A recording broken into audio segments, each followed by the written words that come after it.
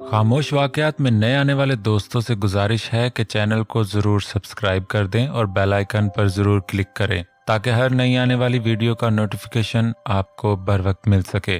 तो चलते हैं आज के एपिसोड की जानिब। शाम तक फरजाद ने उसकी खामोशी को बेहद महसूस किया।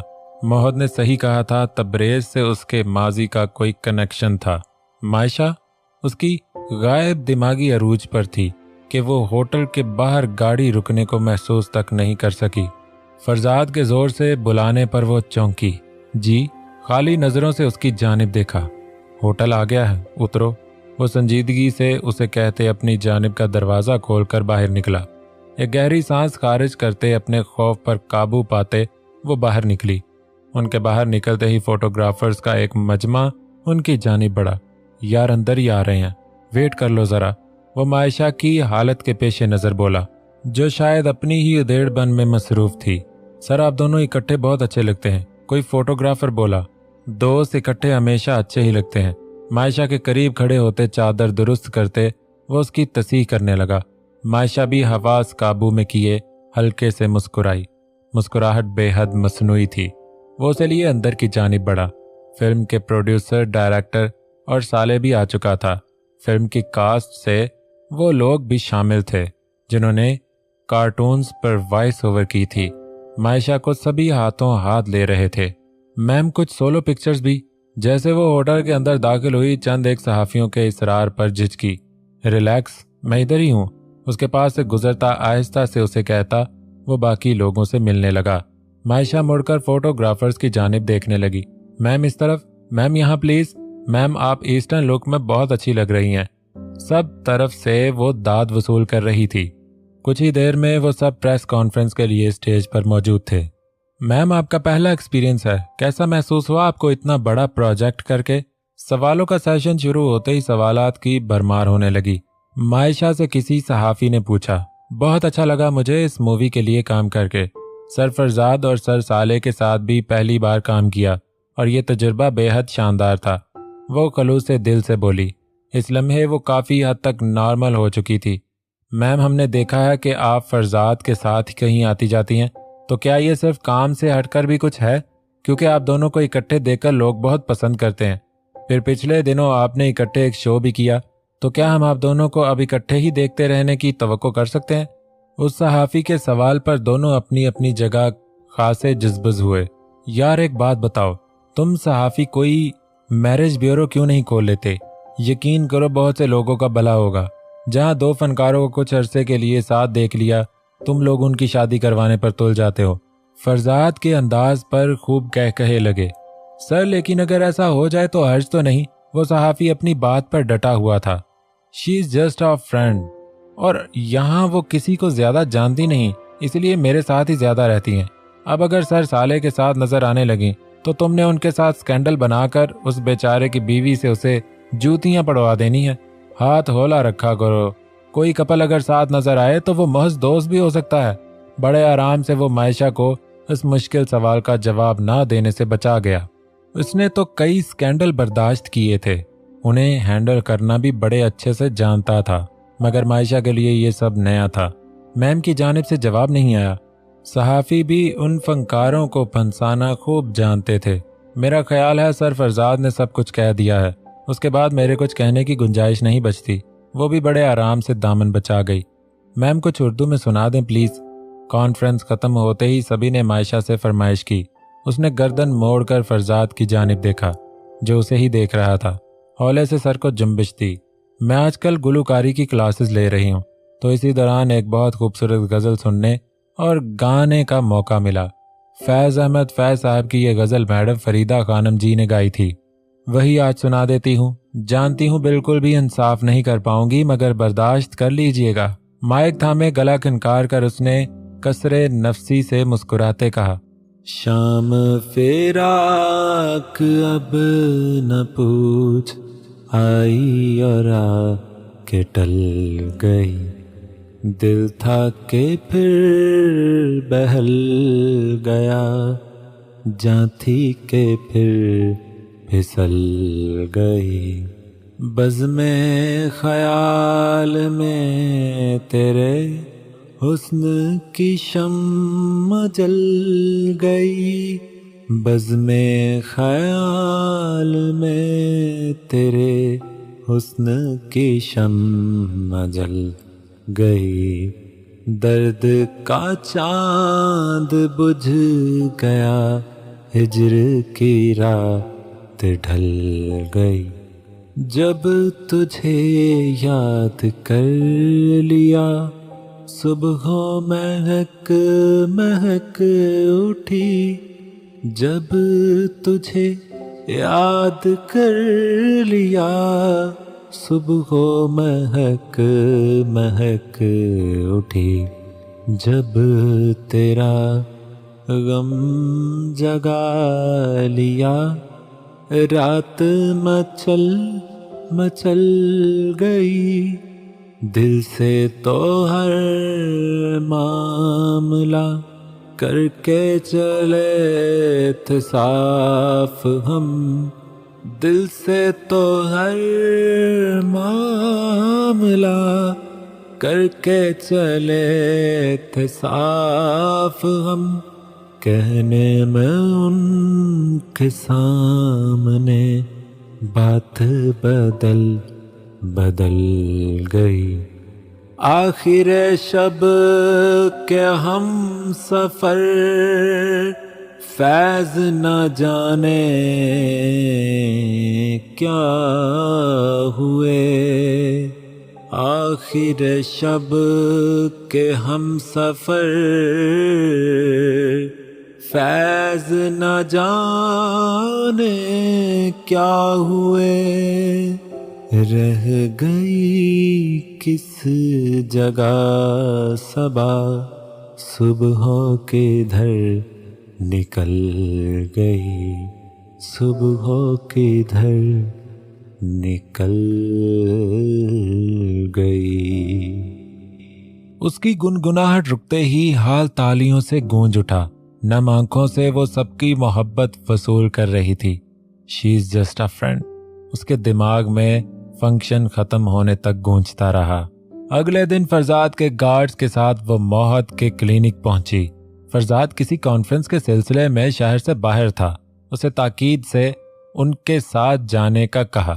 آئیں جناب، کیسی ہے اب معائشہ؟ وہ بے حد دوستانہ انداز میں اس سے ملتا تھا جیسے چھوٹی بہن ہو۔ میں ٹھیک ہوں، آپ کہاں کی سیریں کر رہے ہیں؟ وہ مسکراتے ہوئے اس کے سامنے موجود ٹیبل کے اس طرف پڑی کرسیوں میں سے ایک پر بیٹھتے خوشگوار لہجے میں بولی۔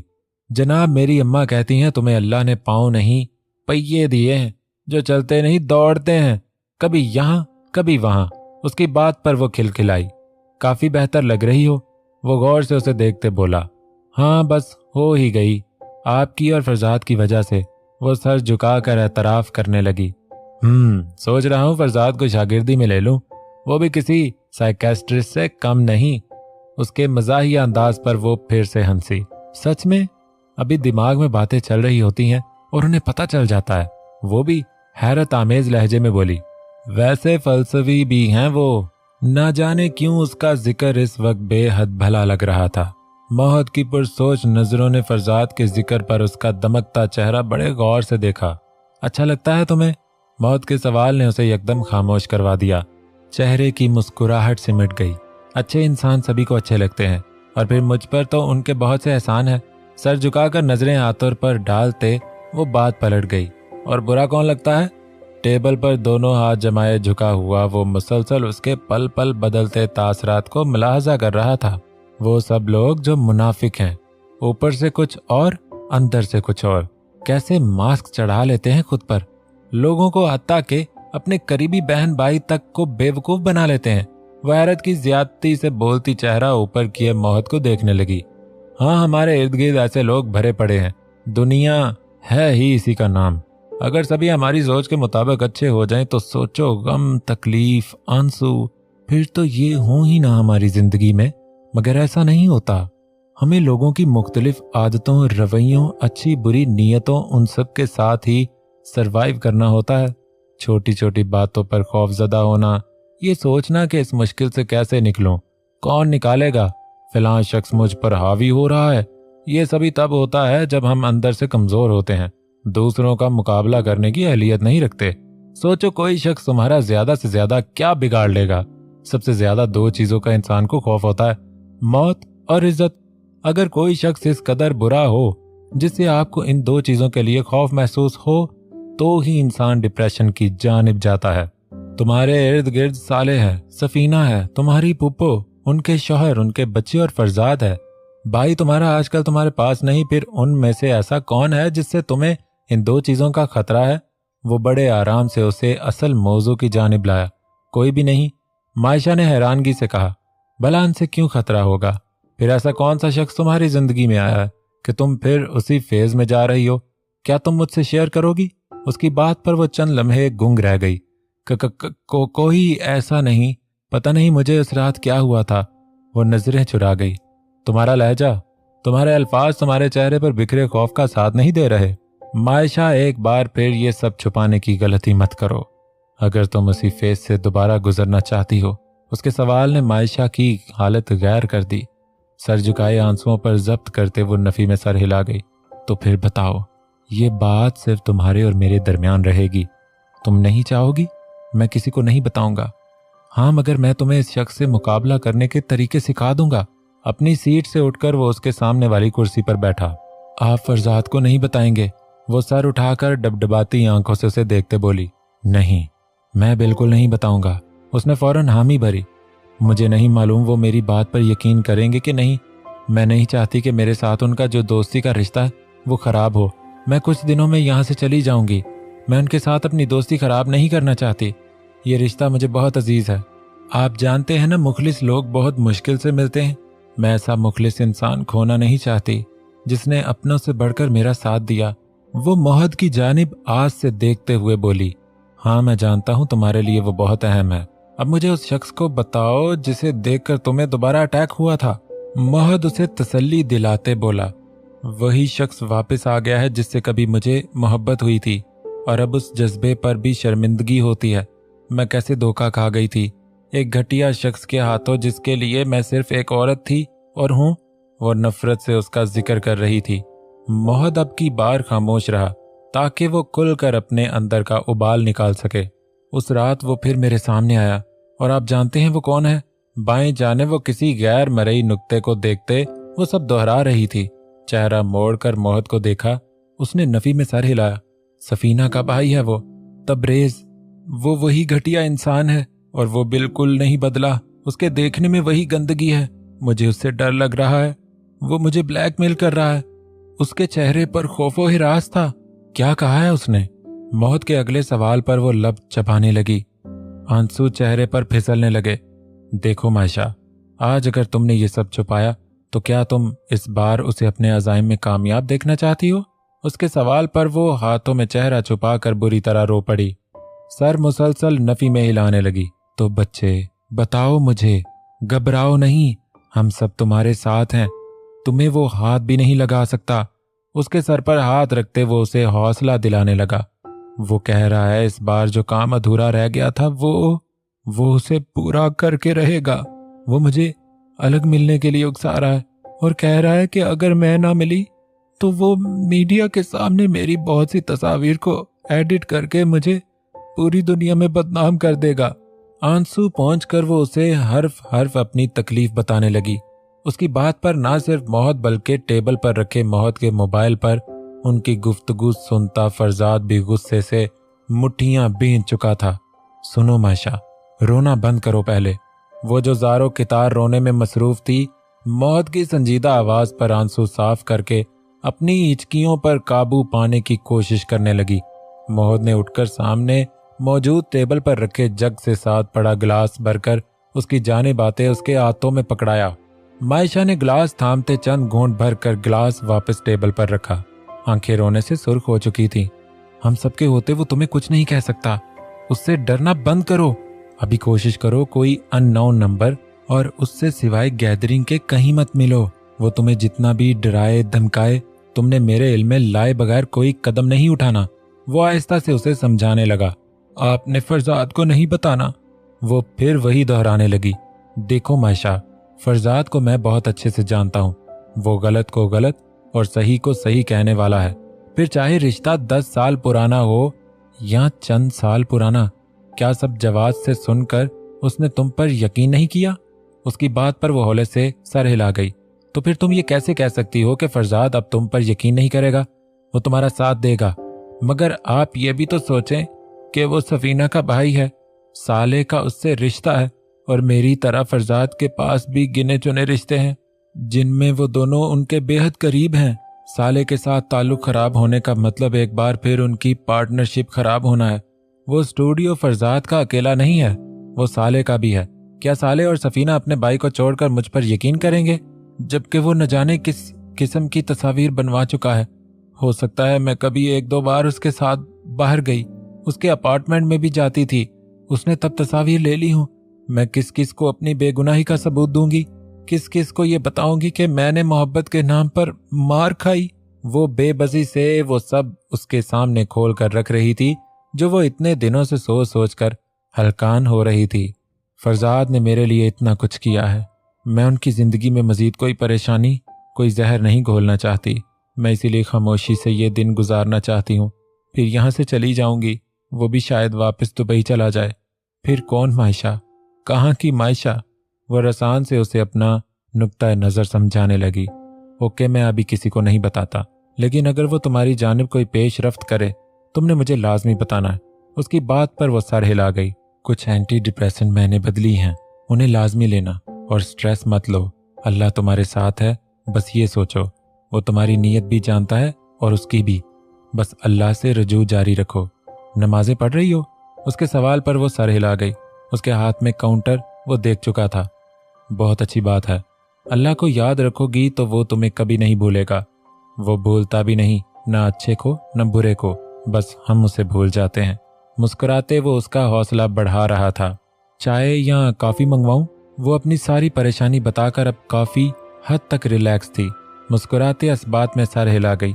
मोहद ने गैर महसूस अंदाज में मोबाइल की जानिब हाथ बढ़ाया जहां फरजाद की कॉल बंद हो चुकी थी। अभी कुछ देर पहले ही मोहद की कॉल बंद करके वो बड़ी मुश्किल से अपने गुस्से को काबू कर रहा था। मायशा फिर बेवकूफ़ी कर रही थी, उसे इस सब में इन्वॉल्व न करके।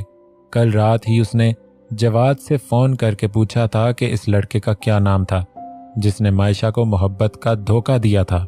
उसके बताने पर उसे रात में ही कंफर्म हो गया था कि ये तबरेज़ वही तबरेज़ है, और इस वक्त मायशा की बातें सुनते हर शक ख़त्म हो चुका था। अभी वो मायशा की बातों को ही सोच रहा था कि मोबाइल पर आती जुबैदा की कॉल पर चौंका। हेलो जुबैदा, खैरियत? फ़ोन उठाते ही उसने हैरत भरा सवाल किया। साहिब, मायशा बाजी तो कहीं गई हैं, मगर कोई तबरेज़ नाम का बंदा आया है बाजी से मिलने। कहता है मायशा बाजी उसे जानती हैं। फरजाद का दिमाग भग से उड़ा। साले जानता था कि आज वो शहर में नहीं है, और यकीनन उसने तबरेज़ से जिक्र कर दिया होगा, इसीलिए आज वो बड़े धड़ल्ले से मायशा के अपार्टमेंट में मौजूद था। तुमने उसे कहा नहीं कि बाजी बाहर है? गुस्से को काबू करके वो लहजे को धीमा रखते बोला। साहिब कहा था, कहते हैं मैं इंतजार कर लूंगा। उसके जवाब पर फरजाद का बस नहीं चल रहा था कि वो वहां मौजूद होता और वो उस तबरेज़ नामी जानवर का मुंह थप्पड़ों से लाल कर देता। ठीक है, उसे कहो मैंने बाजी को बताया है, वो कह रही हैं वो शाम तक आएंगी, आप फिर कभी मिल लेना। और अगर ये कहने के बाद भी ना वो गया तो तुमने मुझे लाजमी बताना है। इस हदायत देकर वो फ़ोन बंद कर चुका था। दिमाग तेज़ी से चल रहा था क्योंकि आज मायशा ने मोहद से मिलने के बाद वापस अपार्टमेंट ही जाना था। साले के साथ रिकॉर्डिंग पर आज उसने नहीं जाना था। कैसे वो उसे वहां से निकाले? माथे को मसलते वो जुबैदा के फ़ोन का इंतज़ार करने लगा। चंद मिनट बाद ही उसका फिर से फ़ोन आया। साहब, वो कहते हैं ठीक है, शाम को फिर आ जाऊंगा, वो बेचारगी से बोली। उसकी बात पर फरजाद ने जबड़े भींचे। उसे भी कल वापस जाना था और वो घटिया शख्स इसी बात का फायदा उठाना चाहता था। ठीक है, कुछ सोचकर उसने फ़ोन बंद कर दिया। फौरन मायशा को फ़ोन मिलाया। 2-3 बैलों के बाद फ़ोन उठा लिया। कैसी हो, कहाँ हो, मोहद से मिल लिया? जैसे ही मायशा ने फ़ोन उठाया उसने सवालों की भरमार कर दी। इतने सारे सवाल। मैं ठीक हूँ, इस वक्त आपकी गाड़ी में मौजूद हूँ, घर जा रही हूँ, और मोहद भाई से मैंने मिल लिया है। वो उसके हर सवाल का तरतीब से जवाब देने लगी। ठीक है, तुम इस वक्त अपनी फूफो के घर चली जाओ। उसकी बात के जवाब में वो तेजी से बोला। हैं, वो क्यों? वो यकदम हैरान हुई। जो कहा है वो करो, اس کے سوال پر فرزاد کے اعصاب تن گئے۔ روب سے بولا، مگر وہ سب تو آج کسی شادی میں آؤٹ آف سٹی گئے ہوئے ہیں۔ اس کی بات پر فرزاد سر تھام گیا۔ میرے گھر چلی جاؤ، مگر زبیدہ کو اور کسی کو بھی مت بتانا۔ فرزاد کے عجلت بھرے حکم اسے پریشان کر گئے۔ آپ کے گھر کیوں جاؤں؟ آپ تو وہاں ہیں ہی نہیں، اور کل آئیں گے، اور میں کبھی ایسے آپ کے گھر گئی ہی نہیں۔ وہ شدید حیران تھی کہ آخر وہ یہ سب اسے کرنے کو کیوں کہہ رہا ہے۔ میں نہیں ہوں تو کیا ہوا؟ میرے بہت سے بھوت وہاں ہیں، وہ تمہیں انٹرٹین کریں گے۔ جو کہا ہے وہ کرو۔ وہ اسے اس وقت کسی بھی طرح اس درندے سے بچانا چاہتا تھا جو نہ جانے کیا ارادے لے کر وہاں بیٹھا تھا۔ کیا کہہ رہے ہیں؟ مجھے سمجھ نہیں آ رہی۔ وہ اس کی باتوں سے چکرا گئی۔ تم بحث کیے بغیر کوئی بات مان سکتی ہو؟ بس کہا ہے چلی جاؤ تو جاؤ، اور رات تم وہیں رہو گی۔ وہاں ملازم ہے، تمہیں پریشانی نہیں ہوگی۔ اور زبیدہ کو کال کر کے کہہ دینا کہ تم اپنی پھپھو کے گھر آج رہو گی، اور پھر سے ذہن نشین کر لو، تم نے میرے گھر رکنے کا کسی کو بھی نہیں بتانا، چاہے سالے کی کال آئے یا پھر سفینہ کی۔ اب کی بار وہ شدید غصے سے بولا۔ اس کی باتیں مائشہ کی سمجھ سے بالا تر تھیں۔ اچھا جا رہی ہوں۔ اس کے غصہ کرنے پر وہ منہ بنا کر بولی۔ عجیب ہے؟ اس کی بڑبڑاہٹ وہ بآسانی سن چکا تھا۔ ہاں بہت عجیب ہوں، وہ جواب دیے بنا نہ رہا۔ دماغ بھی خراب ہے آپ کا۔ وہ مزید گوہرے افشانی کرنے لگی۔ بہت زیادہ۔ وہ بڑے آرام سے اپنی ہر خامی ماننے لگا۔ اب اپنی چونچ بند کرو، اسے جھڑکا۔ پتہ نہیں ڈانٹی کیوں جا رہے ہیں، بولوں گی نہیں آپ سے۔ ایک تو وہ پہلے ہی پریشان تھی، اوپر سے فرزاد کی عجیب و غریب باتیں۔ قائم رہنا اپنی بات پر۔ وہ صاف اسے زج کر رہا تھا۔ کوئی جواب دیے بنا اس نے فون بند کر دیا۔ سر فرزاد کے گھر لے جاؤ مجھے۔ ڈرائیور کو ہدایت دی۔ اس نے اثبات میں سر ہلایا۔